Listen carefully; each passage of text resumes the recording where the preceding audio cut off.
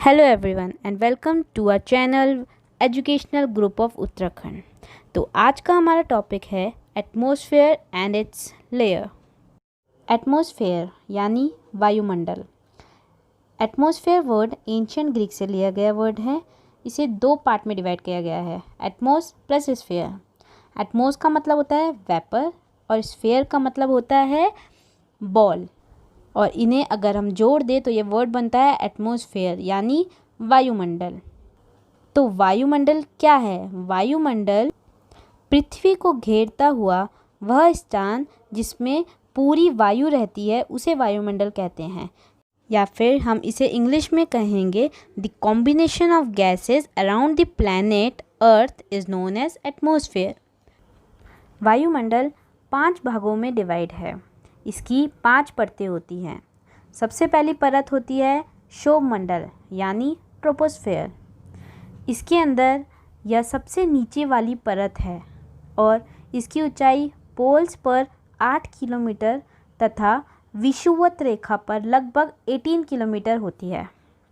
क्षोभमंडल पर तापमान की गिरावट की दर प्रति 165 मीटर किलोमीटर की ऊंचाई पर 1 डिग्री सेल्सियस अथवा 1 किलोमीटर की ऊंचाई पर 6.4 डिग्री सेल्सियस होती है। सभी मुख्य वायुमंडलीय घटनाएं, all atmosphere activities like clouds, climatic change, rain, सब इसी मंडल में होती है। इस मंडल को संवहन मंडल भी कहते हैं, क्योंकि संवहन धाराएं इसी मंडल की सीमा तक सीमित होती हैं और इस मंडल को अधोमंडल भी कहते हैं। सेकंड लेयर जो है वह है स्ट्रेटोस्फेयर यानी समतापमंडल। समतापमंडल 18 किलोमीटर से 32 किलोमीटर की ऊंचाई तक है। इसमें ताप समान रहता है, इक्वल रहता है, एक ही जैसा रहता है। इसमें मौसमी घटनाएं जैसे कि आंधी, बादलों का गरजना, बिजली कड़कना, धूल कण एवं जल वाष्प आदि कुछ नहीं होता है।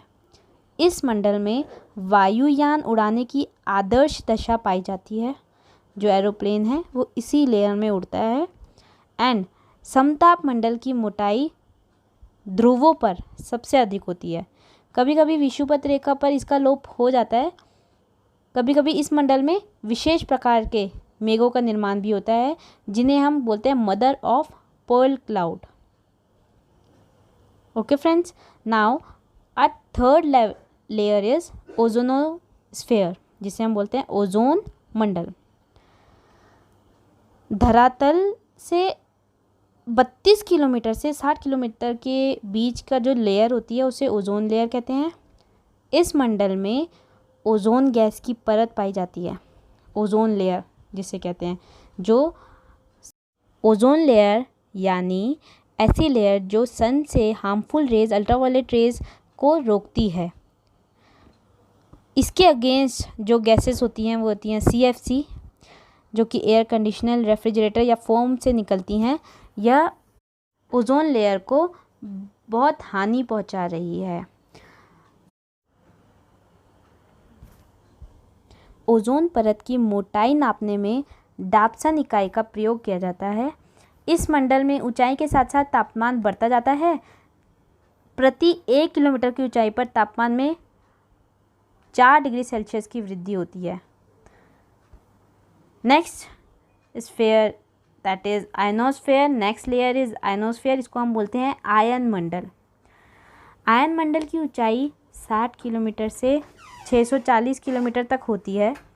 यह भाग कम वायुदाब तथा अल्ट्रावायलेट रेज द्वारा आयनीकृत होती है। इस मंडल में सबसे नीचे की स्थित लेयर जो कि डी लेयर है, इससे लॉन्ग रेडियो वेव्स एवं E1, E2 और F1, F2 परत से शॉर्ट रेडियो वेव्स निकलती है। नेक्स्ट लेयर है जो हमारी वो है एक्सोस्फेयर, जिसे हम बोलते हैं ब्राह्म्य मंडल। यह लेयर 640 किलोमीटर से ऊपर के भाग को कहा जाता है। इसकी कोई ऊपरी सीमा निर्धारित नहीं है। इस मंडल में हाइड्रोजन एवं हीलियम गैस होती है। Here I finish my topic. Thank you very much. Stay safe and stay healthy.